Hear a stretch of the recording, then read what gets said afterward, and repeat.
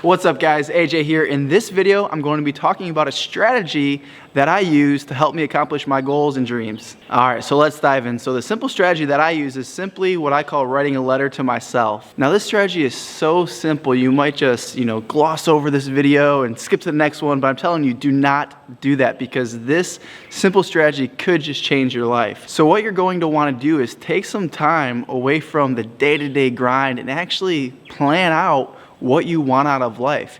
You see, what I found is most people really spend more time planning their vacations than they do their life. And let me ask you, what's more important, your life or the next vacation that you're gonna go on? Obviously the answer is your life. And it's so funny how, we plan more for vacations than we do on our goals and our dreams. And a lot of times, because we don't plan, we climb this ladder only to find out that it's on the wrong wall, right? We're going after things that we, on the surface, think we might want or that society's telling us that we should have or should accomplish, only to discover after years and years after hard work and everything that comes with that, the stress, the headache, maybe the ruined relationships, the ruined health, we discover that after all, that's not even what we really wanted. So before you go down that wrong path, or maybe you're on that path already, I challenge you to take a step back and decide what you really want out of life. So take some time over the next day, week, and go to a coffee shop, go for a walk in the park, and really think about what you want out of life. When you're writing the letter to yourself, picture yourself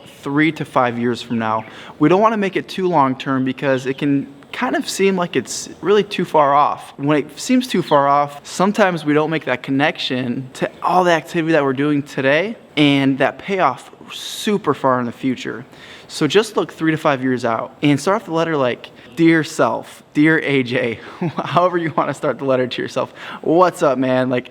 However you would talk to yourself. And be as descriptive as possible, but visualize what your life looks like then. And the key to this is being descriptive. And before you even start the exercise, I really recommend working out, going for a walk, getting out in fresh air, and put yourself in this peak state so you can just allow yourself to dream again. Because if you're like a lot of people, you might have forgot how to dream. So get yourself in that peak state. Start thinking about what you might want to accomplish in life. And when you're writing it out, be descriptive. So, I actually wrote out 5 years ago how I want to have a house that when I walk through the front door of the home after a day at work, I can smell dinner being cooked by my wife. I can actually look straight through the front door out and see the ocean, and I feel the cool marble floor underneath my feet, and I smell the ocean breeze as it comes through the back door. So it's like that, very, very descriptive. And what's so funny is now I actually have that. And when I wrote this out, and I even wrote out what car I was driving, what kind of work was I doing, what did my relationships look like, what did my health look like. So it's not all materialistic things. It's you want a full spectrum. Your faith, your health, your relationships, your work, your material possessions. So you want to include all of this. And when you're reading it, because the key is to read it on a daily basis, when you're reading it, you can truly feel these things coming alive. You can feel yourself in that place because your subconscious mind can actually not even make a distinction between what's real and what's not when you're visualizing it. So your subconscious mind goes to work on these things, and it's just so cool, and it's really fun just to really write out a page of what you want your life to look like. It's exciting, it gets you motivated to go out there and take action. And when you're reading it on a daily basis, weekly basis, and admittedly, I definitely did not read mine every day, but I read it enough to let it seep into my core, into who I am, to really go after my dreams and my goals. And really my life today looks a lot like that picture. It's not the exact location that I wanted. I'm still on my way there, but the house is very similar. And once you achieve what's on that piece of paper, you want to make sure that you take a step back and start dreaming again and dreaming bigger, because I find sometimes we work hard for these goals and we forget to set new ones because we accomplished something big that we've been working on for a while, and we forget to take the time to reassess and see where we want to go next. Because I truly believe one of the greatest gifts in life and one of the biggest goals that we should all have is to really be chasing the best person that we can become. And if you achieve something and then just stop, then aren't you really just dying because you're no longer growing? I want you to do that. I challenge you to do that, because truly it could just be the thing that changes your life. And if you want to take that to the next level, share that with the people close to you. Enroll your significant other into the process. process. Get extremely clear on what you truly want. Then share it with them and see if their vision aligns. Maybe there needs to be some compromise. If you're married, that's always not a bad thing, compromise, but get clear on what you truly want first, and then enroll them in the process, enroll them in the vision.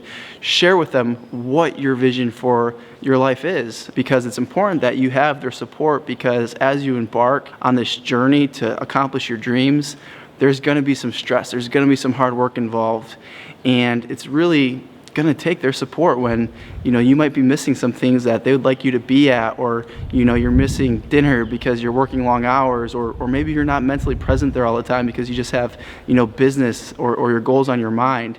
And we certainly want to be mindful of this as we're growing, but the reality is that there's no such thing as balance. So there's going to be times when, if your significant other doesn't know what the goal is and they just see you working, and maybe not getting the results yet that you want, that they're going to question, like, what are you even doing?